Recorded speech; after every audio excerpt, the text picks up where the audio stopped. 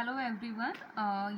हमारा जो part third में लास्ट का कंसेप्ट आपके पास शायद वीडियो में क्लियर नहीं आ रहा होगा, तो मैं इसीलिए यहीं से दोबारा ही समझा देती हूँ, क्योंकि हमने पार्ट थर्ड में multiplication of the two matrix किया था हमने।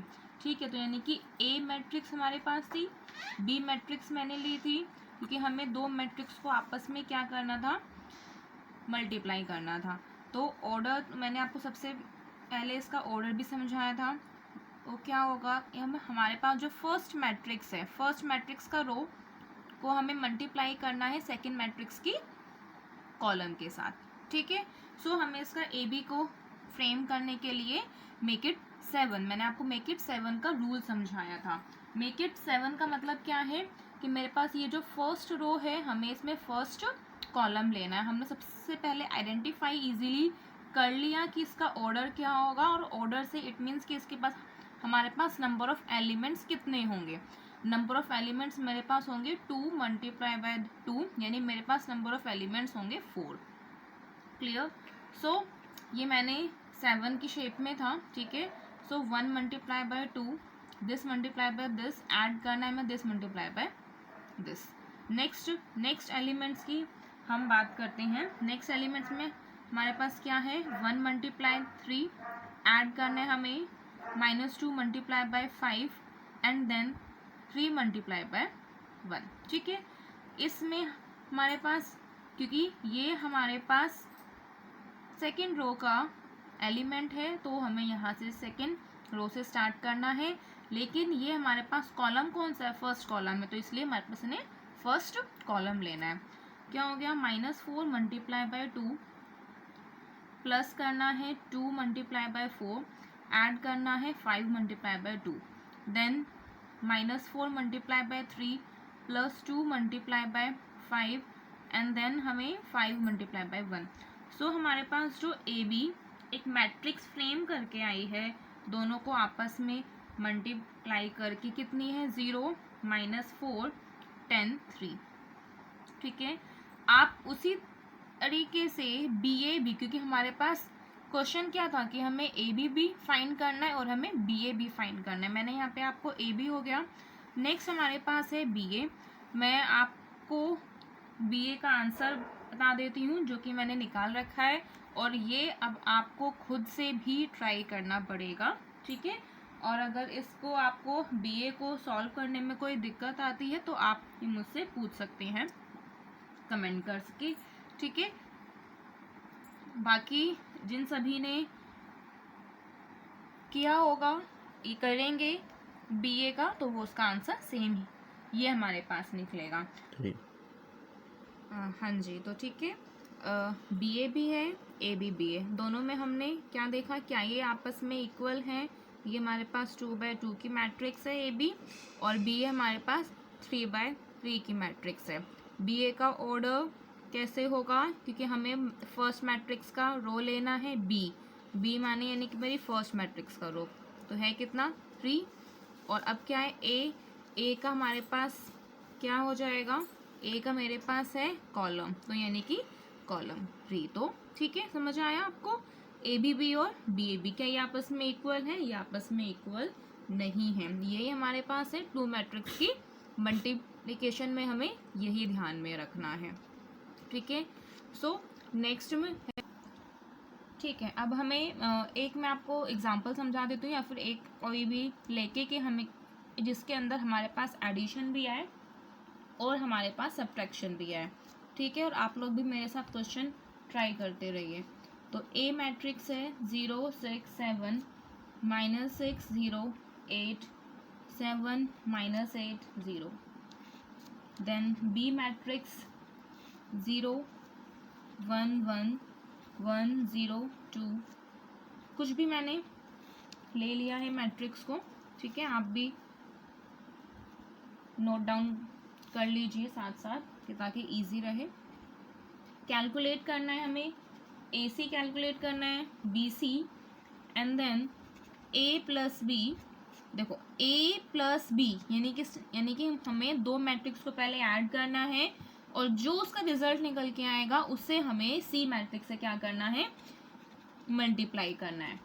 एंड ऑल्सो वेरीफाई दैट, हमें क्या वेरीफाई करना है, ए प्लस बी, ठीक है, मल्टीप्लाई बाय सी, वो ए सी प्लस बी सी के इक्वल है। ठीक है, नेक्स्ट ए सी जो है, क्योंकि अब मैं आपको ए सी निकाल के है, पहले ही मैंने निकाल रखा है, और बाकी किसी को भी ए सी निकालने में कोई भी दिक्कत आती है वो इजीली मुझसे कमेंट करके पूछ सकता है। बाकी मैं आपको एक बार फिर भी समझा देती हूँ क्या है ए सी का ऑर्डर हमारे पास क्या है, ए का 3/3 की मैट्रिक्स, सी का है क्या हमारे पास 1 रो 2 रो 3 रो, इट मीन्स 3/1।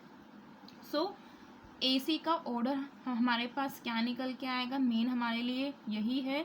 तो फर्स्ट का हमारे लिए क्या, यानी कि first row and then second का कॉलम क्या हो गया, 3 × 1, यानी कि 1 ही हमारे पास कॉलम है। सो अब हमें मल्टीप्लिकेशन के लिए क्या बनाना होगा, 7, ठीक है, मेक इट 7।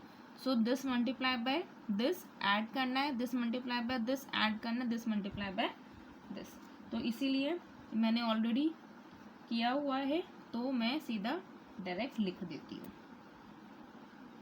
ठीक है। एंड देन 14 16 प्लस 0, सो हमारे पास ए सी निकल के आ गया क्या, 9 12 30, ठीक है। सिमिलरली आप बी सी भी कैलकुलेट कर लीजिए, वैसे निकलेगा 1 8 -2। हमारे पास नेक्स्ट स्टेप क्या है कि मुझे ए और बी मैट्रिक्स को आपस में क्या करना है, ऐड करना है, यानी ए और बी, ए मैट्रिक्स को और बी मैट्रिक्स को मुझे आपस में ऐड करना पड़ेगा। सो हम ए प्लस बी कर लेते हैं, A plus B, this plus this 0, this plus this 7 8 -5 0 10 8 -6 and then 0, ठीक है। नेक्स्ट स्टेप क्या है हमारे पास, ए प्लस बी को, अब ये जो मैट्रिक्स है ये एक मैट्रिक्स बन गई है। अब ये सिंपल आपके पास ए और बी नहीं है, ये ए प्लस बी एक मैट्रिक्स बन गई है। उस मैट्रिक्स को मुझे सी मैट्रिक्स से मल्टीप्लाई करना है, यानी मेरे पास कितना है, 0 -5 8 7 0 -6 8 10 0, ठीक है। देन सी मैट्रिक्स मेरे पास क्या है, 2 -2 3, ठीक है। अब हमें इन दोनों को मल्टीप्लाई करना है। इसका हमारे पास ऑर्डर है 3/3 और इसका ऑर्डर है 3/1, तो यानी कि फर्स्ट का मुझे क्या लेना है, रो लेना है, और सेकंड का मुझे क्या लेना है, कॉलम लेना है। तो मेरे पास ऑर्डर कौन से ऑर्डर की मैट्रिक्स बन के आएगी, 3 × 1, यानी कि कॉलम खाली एक ही होगी, इसलिए मैंने स्पेस भी उसके अकॉर्डिंग ही छोड़ा। तो कितना हो जाएगा, 0, ठीक है, 14 24, देन आपके पास कितना हो गया, 10, ठीक है, 0 30, मल्टीप्लाई कीजिए 16 प्लस 12 एंड देन 0, क्या निकल के आया मेरे पास, 10 20 28, दैट इज 3 × 1, ठीक है। अब देखिए हमने यहाँ तक हमारे पास हो गया, एंड देन मुझे क्या वेरीफाई करना है, मुझे वेरीफाई करना है ए सी प्लस बी सी की, ए सी मैंने निकाल दिया है। अब मुझे नेक्स्ट स्टेप मेरा क्या है, मुझे बी सी कैलकुलेट करना है।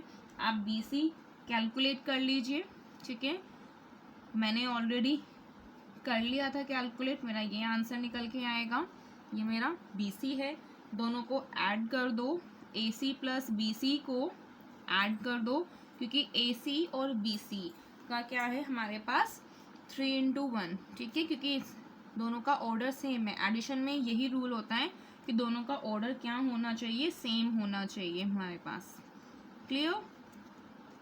सो एडिशन और मैंने एक मल्टीप्लिकेशन के क्वेश्चन को कंबाइन कर दिया, आप ऐसे ही क्वेश्चन को प्रैक्टिस करना।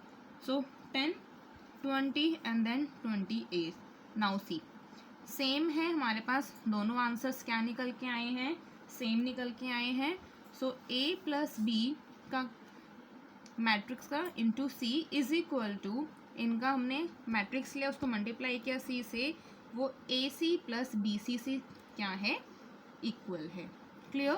तो हेंस प्रूव या फिर वेरीफाई। आई होप सभी को ये समझ में आ गया होगा। सो नेक्स्ट हम हमारा कंसेप्ट लेते हैं, नेक्स्ट है transpose of a matrix. Matrix का ट्रांसपोज करना, ये काफ़ी इंपॉर्टेंट है। जो रियल में जो मैट्रिक्स स्टार्ट होती है हमारी, वो यहाँ ट्रांसपोज ऑफ ए मैट्रिक्स से हमारी स्टार्ट होती है, क्योंकि यहाँ से हमारे पास इनवर्स निकालना आएगा मैट्रिक्स में, क्योंकि हमें यहाँ से एग्जाम में ज़्यादा क्वेश्चन आपको आते हैं, क्योंकि अब तक के जितने भी मैंने सारे के सारे कंसेप्ट आपको बताए हैं, वो सारे कंसेप्ट जो हैं वो आने वाले ट्रांसपोज, हाँ जी, ट्रांसपोज का है क्या मतलब होता है ट्रांसपोज का, कि जैसे मैट्रिक्स को हम रिवर्स कर देते हैं तो उसी को हम मैट्रिक्स का क्या बोलेंगे, ट्रांसपोज बोलेंगे।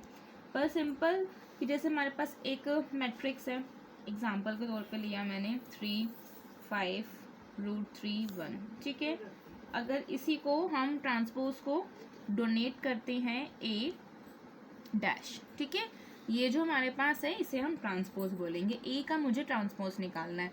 ट्रांसपोज का मीन्स क्या, मैंने आपको बताया कि दैट इज मैट्रिक्स को क्या कर देना, रिवर्स कर देना। पर लेकिन हमें ये भी जानना है कि रिवर्स हमें कौन से तरीके से हमें रिवर्स करना है। ये जो हमारे पास रो थी वो कॉलम हो जाएगी, और कॉलम जो था वो हमारे पास क्या हो जाएगा, रोज हो जाएंगी। सो ट्रांसपोज का क्या मतलब है,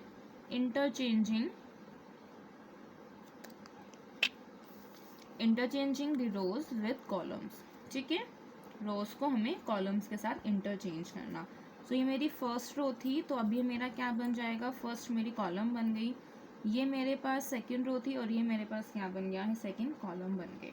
दैट्स इट। ये हमारे पास एक मैट्रिक्स का क्या है, ट्रांसपोज हमने निकाला। हमारे लिए कुछ ट्रांसपोज की प्रॉपर्टीज़ होती हैं, उन्हें समझना बहुत ज़्यादा इम्पॉर्टेंट है, प्रॉपर्टीज़ ऑफ ए ट्रांसपोज, क्योंकि इसी प्रॉपर्टीज़ के ऊपर ही हमारे सारे ट्रांसपोज के क्वेश्चंस डिपेंड करेंगे। नंबर 1 आपके हमारे में क्या है, ए का ट्रांसपोज होगा, उसी का अगर हम दोबारा से मैं ट्रांसपोज निकाल रही हूँ, ऑब्वियसली वो क्या आएगा, ए ही आएगा। अगर मैं दोबारा से ए के ट्रांसपोज का ट्रांसपोज निकालती हूँ, ए का मैंने ट्रांसपोज निकाल रखा है, उसका मैंने दोबारा से ट्रांसपोज यानी कि रिवर्स, रिवर्स का रिवर्स क्या हो जाएगा, वही जहाँ पे हम थे ऑलरेडी वही आ जाएंगे। सो ये था हमारे पास, ये हमारी रो थी, तो ये मेरी क्या बन जाएगी, कॉलम बन गई। ये मेरे पास सेकेंड रो था, तो ये मेरे पास क्या बन जाएगा, कॉलम बन जाएगी, ठीक है। सो मेरे पास ये ए के ट्रांसपोज का ट्रांसपोज क्या निकल के आएगा, मेरे पास 1 निकल के आएगा। वही सेम चीज़ तो है कि ए का अगर मुझे ट्रांसपोज निकालना है, यानी कि कोई भी ए मैट्रिक्स है, ठीक है। अब आपने यहाँ देखा कि यहाँ पे हमारे पास स्केलर से हमने मल्टीप्लाई किया मैट्रिक्स को, उसका मुझे ट्रांसपोज निकालना है, वो सेम ही होगा। पहले मैं ए का ट्रांसपोज निकाल लूँ और फिर उसके बाद मैं उसे को के से मल्टीप्लाई कर दूँ।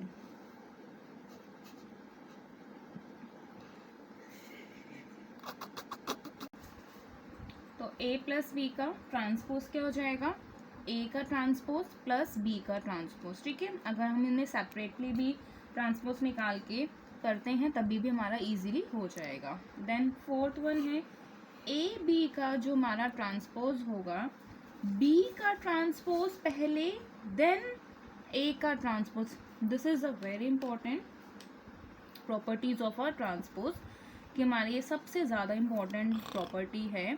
क्या प्रॉपर्टी है कि ए बी यानी ए मैट्रिक्स है बी मैट्रिक्स, दोनों को आपस में मैंने मल्टीप्लाई किया, ठीक है, उसका मैंने ट्रांसपोज निकाला, ठीक है। तो वो एक्चुअल में हमारी जो एक प्रॉपर्टी के अकॉर्डिंग अगर हम देखते हैं तो वो क्या जाएगा कि ए का ट्रांसपोज और बी का ट्रांसपोज, बट लेकिन ऐसा नहीं होगा ट्रांसपोज के केस में। वो हमारे लिए बी का ट्रांसपोज मल्टीप्लाई बाय ए का ट्रांसपोज,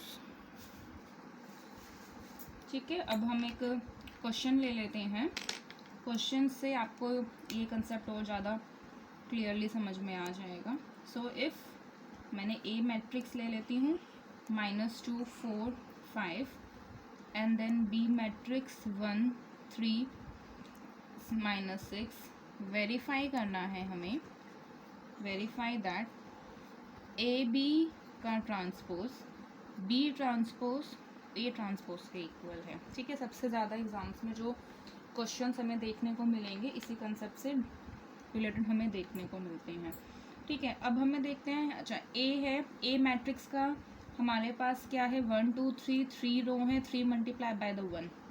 बी मैट्रिक्स है, ठीक है, तो बी मैट्रिक्स का हमारे पास क्या है, 1 रो है, तो 1 मल्टीप्लाई बाय द 3। अब हमारे पास अगर ए बी सबसे स्टार्टिंग में फ्रेम होना चाहिए, तो ए बी को फ्रेम करने के लिए first row and then second column. इसका मतलब ऑर्डर हमारे पास कौन सा बनेगा, ऑर्डर क्या बना, ऑर्डर 3 मल्टीप्लाई बाय 3। ठीक है, 3 मल्टीप्लाई बाय 3 हमारे पास ऑर्डर है, यानी कि मेरे पास 9 एलिमेंट्स होंगे। 9 एलिमेंट्स यानी कि फर्स्ट रो फर्स्ट कॉलम कितना हुआ, -2 दिस। ठीक है, कितना हो गया, -6 दिस रो 12, देन 4 12 -24 5 15 -30। हमारे पास नेक्स्ट स्टेप क्या करना है, हमें ए बी है तो हमें ए बी का ट्रांसपोज करना है। ए बी का ट्रांसपोज का मतलब क्या हो गया कि हमें ए बी का रिवर्स करना है। ए बी का हम रिवर्स करते हैं, कितना हो गया, -2 -6 12। ये जो रो थी अभी हमारे पास क्या बन गई है, ठीक है, कॉलम बन गया है। सो ये मेरे पास क्या निकल के आ गया है, ए बी का ट्रांसपोज। पर लेकिन जो ऑर्डर्स होता है ट्रांसपोज का वो तो सेम ही रहेगा। ठीक है, बट लेकिन बस हमारी रोज का इंटरचेंज हो जाता है। नेक्स्ट हमारे पास क्या है, हमें बी का ट्रांसपोज निकालना है। बी का ये कॉलम था, क्या बन जाएगा, ये हमारे पास ट्रांसपोज बना। एंड देन मुझे क्या करना है, ए का ट्रांसपोज निकालना है। ठीक है, ए का ट्रांसपोज मेरे पास क्या था, कॉलम थी, ये मेरे पास रो बन जाएंगी। ठीक है, अब मुझे इन दोनों का क्या करना है, मल्टीप्लिकेशन करना है। ये मैट्रिक्स में देखिए है कितना, मेरे पास 3 रो हैं, यहाँ सिंपल 1 रो है। तो देखिए फर्स्ट का मुझे रो लेना है एंड देन सेकंड का मेरे पास कॉलम लेना है, तभी ए मैट्रिक्स को मल्टीप्लाई करूँगी मैं बी के ट्रांसपोज के साथ। ठीक है, सो कितना हो गया, 3 मल्टीप्लाई बाय द 3। ठीक है, सो बी का ट्रांसपोज इसको इससे किया, कितना हो गया, 2 4 5 -6 12 15 12 -24 30।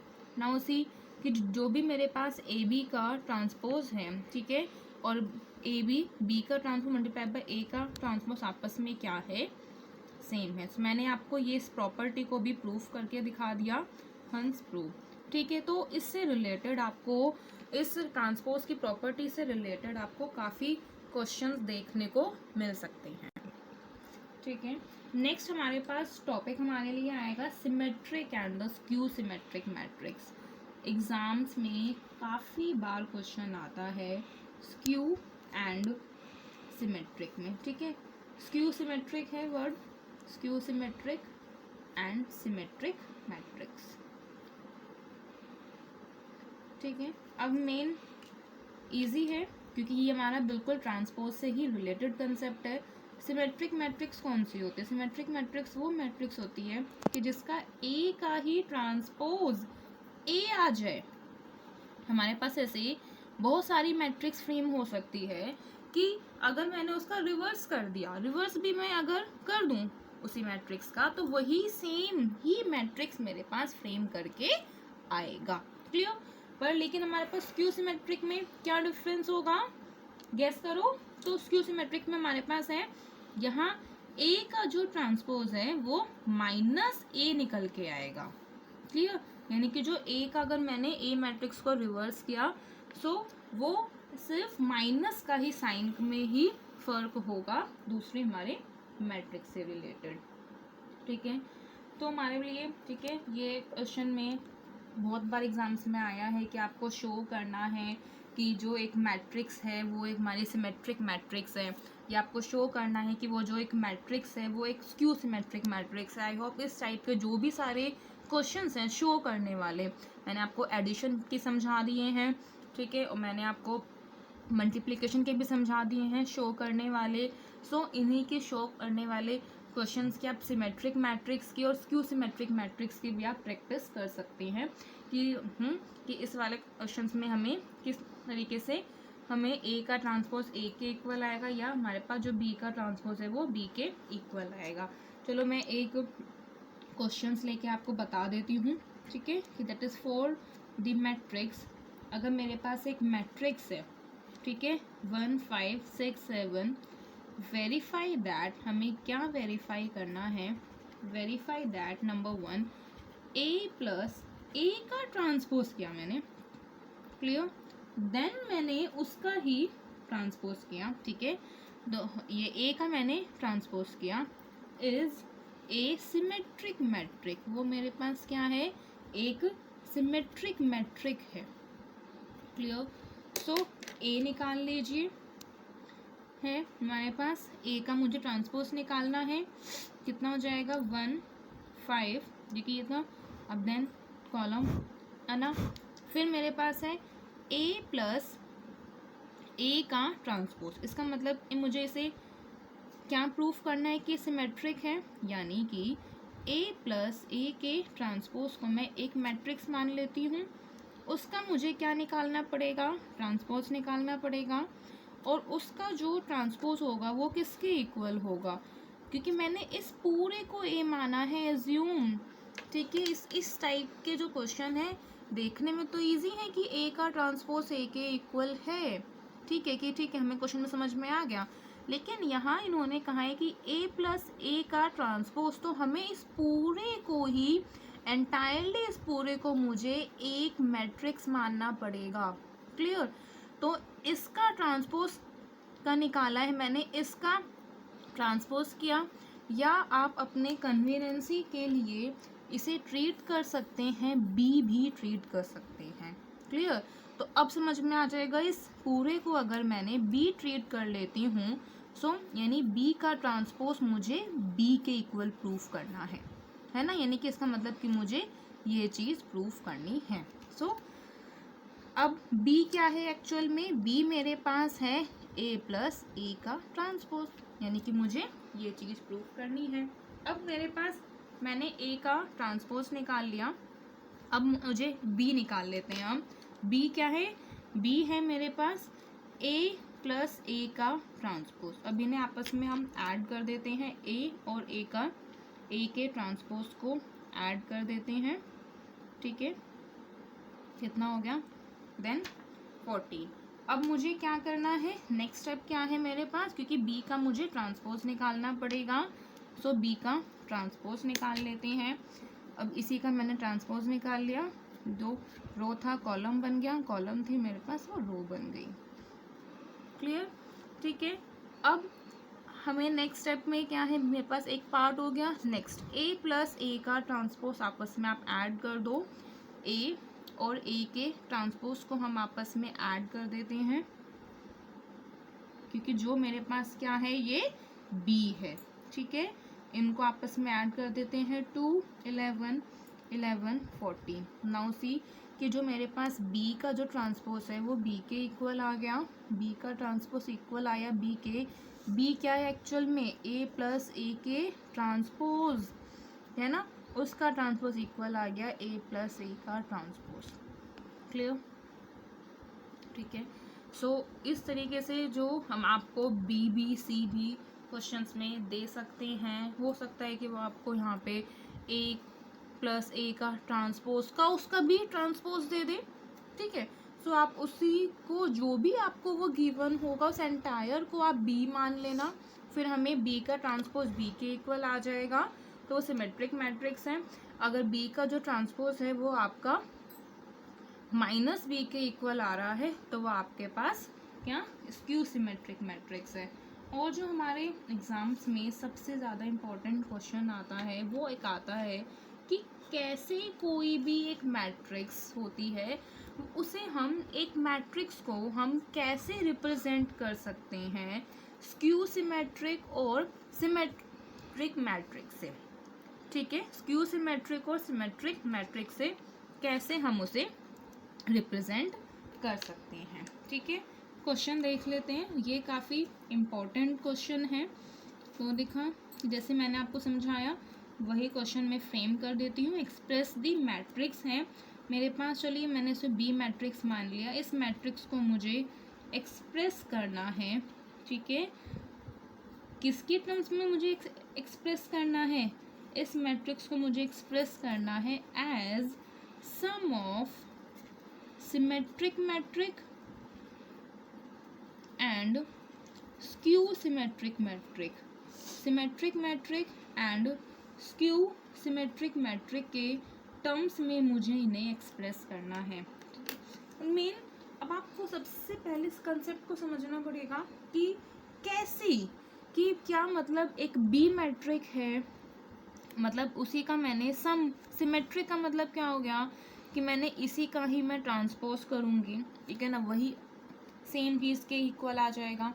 फिर यानी कि उसमें मैंने सम किया, ठीक है, सिमेट्रिक, और ये मेरे पास क्यू सिमेट्रिक, और उसी का मैंने ट्रांसपोज माइनस के इक्वल आया। सो ऐसे हमारे क्वेश्चंस को फ्रेम करने का एक सिंपल सा पैटर्न है कि हमें उन क्वेश्चंस को डिवाइड कर दो। डिवाइड का मतलब क्या है? इसका मतलब हमें इस क्वेश्चन में समझ में आया है कि ये हाफ सिमेट्रिक है और हाफ क्या है? स्क्यू सिमेट्रिक मैट्रिक्स हैं, यानी कि ये मैट्रिक्स मेरे पास हाफ सिमेट्रिक मैट्रिक बनी और मेरे पास हाफ क्या बनी? हाफ मेरे पास स्क्यू सिमेट्रिक मैट्रिक्स बनी है। हाफ सिमेट्रिक मैट्रिक्स बनी और हाफ मेरे पास स्क्यू सिमेट्रिक मैट्रिक्स बनी है। तो अब इसको हाफ को मैं रिप्रेजेंट कैसे करूँगी? इन हाफ को मैंने रिप्रेजेंट, अब देखो मैं बी का तो हाफ नहीं ले सकती, मैं बी का तो हाफ नहीं लूँगी। सो मैंने ना एज्यूम कर लिया कि इसका जो बी का जो एक हाफ मैट्रिक्स है, ठीक है, मैंने लिया कि जैसे बी का ही मैट्रिक्स है, इसी का मैंने इसमें ट्रांसपोज किया, ठीक है, इस मैट्रिक्स को मैंने बी मान, ठीक है, हाफ मैट्रिक्स है, तो इसको मैंने हाफ लिया, इसका हाफ। देखो मैं अगर बी का हाफ करूँगी तो ऑब्वियसली वो इक्वल नहीं होगा, क्योंकि हाफ का बी फिर हाफ बी, तो ये तो ऑब्वियसली हमारा मैट्रिक्स का कोई कंसेप्ट ही नहीं है। पर हमने ट्रांसपोज की एक यही प्रॉपर्टी है, ठीक है, कि अगर मैंने बी प्लस में उसका अगर ट्रांसपोज अपने ही मैट्रिक्स के साथ होके ऐड हो जाता है, उसका मैंने हाफ किया, तो ये मेरा एक हाफ सिमेट्रिक मैट्रिक्स बन जाएगा, ठीक है, और ये मेरे पास एक सिमेट्रिक मैट्रिक्स बन जाता है। ये इसकी सबसे ज़्यादा इम्पोर्टेंट कंसेप्ट है जो कि ध्यान रखना है इस क्वेश्चन में, इन क्वेश्चंस को सॉल्व करने के लिए, कि किस तरीके से हम एक मैट्रिक्स को सिमेट्रिक और स्क्यू सिमेट्रिक्स में एक्सप्रेस कर सकते हैं। नेक्स्ट मेरे पास क्या कि अब यहाँ पे अपने ही मैट्रिक्स को ट्रांसपोज माइनस बी, ठीक है, माइनस का उसका ही ट्रांसपोज अगर माइनस करने के बाद जो मैट्रिक्स आएगी उसका हम हाफ करेंगे, तो वो मेरे पास स्क्यू सिमेट्रिक मैट्रिक्स बन जाएगी। क्लियर? सो मैं इसे पूरे को P मान लेती हूँ, ठीक है, मैंने इसे P मान लिया।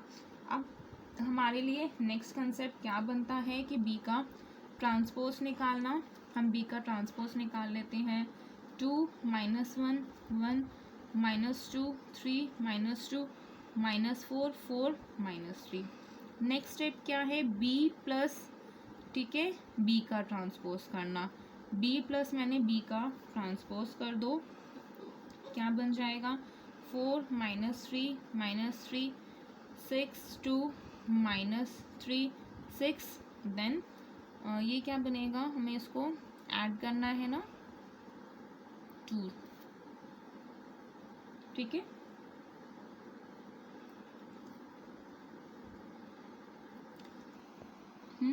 अब हमें नेक्स्ट क्या करना पड़ेगा? उसका मुझे हाफ करना है।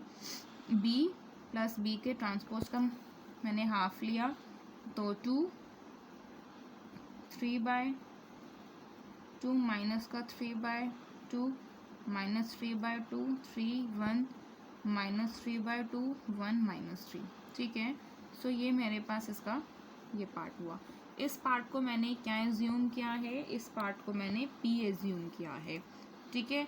अगर इसका मतलब है ये मेरे पास क्या माना मैंने इस पार्ट को एंटायरली पी, तो मुझे नेक्स्ट स्टेप में इसको सिमेट्रिक प्रूफ करने के लिए क्या करना पड़ेगा, क्या पी का ट्रांसपोज पी के इक्वल है, मुझे ये प्रूफ करना पड़ेगा, ठीक है। फॉर सिमेट्रिक मैट्रिक्स के लिए मुझे यही प्रूफ करना पड़ेगा, क्या पी का ट्रांसपोज पी के इक्वल है। सो पी मैं ऑलरेडी निकाल चुकी हूँ, पी का ट्रांसपोज क्या निकलेगा, अब हमें पी का ट्रांसपोज निकालना है। 2, ये देखो फर्स्ट रो है उसको मैंने कॉलम में कन्वर्ट कर दिया, ठीक है। अभी मेरे पास ये कॉलम थी तो मैंने इसे इसमें कन्वर्ट कर दिया। अब हम देख रहे हैं कि P का जो ट्रांसपोज है वो P के ही इक्वल निकल के आ रहा है, क्लियर। इसका मतलब है कि हाफ पार्ट, ये जो मेरा सिमेट्रिक का पार्ट था, हाँ, कि हाफ जो है वो सिमेट्रिक आ गया, और हाफ मुझे उसको स्क्यू सिमेट्रिक लेना है। तो उसको स्क्यू सिमेट्रिक लेने के लिए मैं इस वाली मैट्रिक्स को, यहाँ मैंने P माना तो इस मैट्रिक्स को मैं Q मान लेती हूँ। जिस वजह से हमने ये सारा एंटायर प्रोसेस किया है, क्या किया था, P मानने के लिए दोनों को ऐड किया था, और यहाँ मुझे इसको Q मानने के लिए मैंने इनका क्या किया, सब्ट्रैक्शन किया।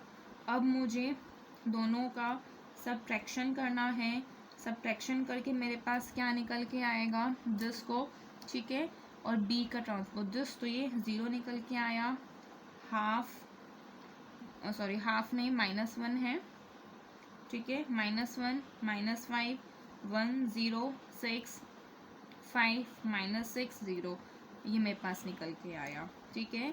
तो B माइनस B का ट्रांसपोज। नेक्स्ट स्टेप मुझे क्या करना है, Q के लिए मुझे हाफ, ठीक है, इसका मैंने हाफ करना पड़ेगा, मैं इसका हाफ कर देती हूँ, 0 1/2 देन 0 6/2 कितना हो गया, 3 5/2, ठीक है, 3 एंड देन 0।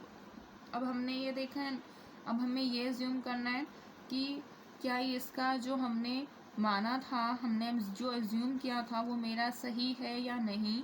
इसे मैंने Q सपोज किया था, तो क्या ये मेरा Q है, वो माइनस, जो मेरा Q है वो माइनस इक्वल आ रहा है उसका ट्रांसपोज Q के माइनस Q के इक्वल आ रहा है या नहीं, फॉर स्क्यू सिमेट्रिक, किसके लिए, फॉर स्क्यू सिमेट्रिक के लिए, ठीक है।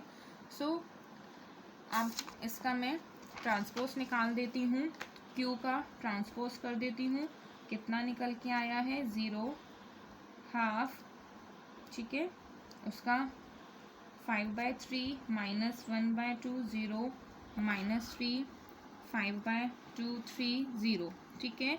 और मैं ये देखती हूँ कि इसका जो ट्रांसपोज है वो -Q के इक्वल है।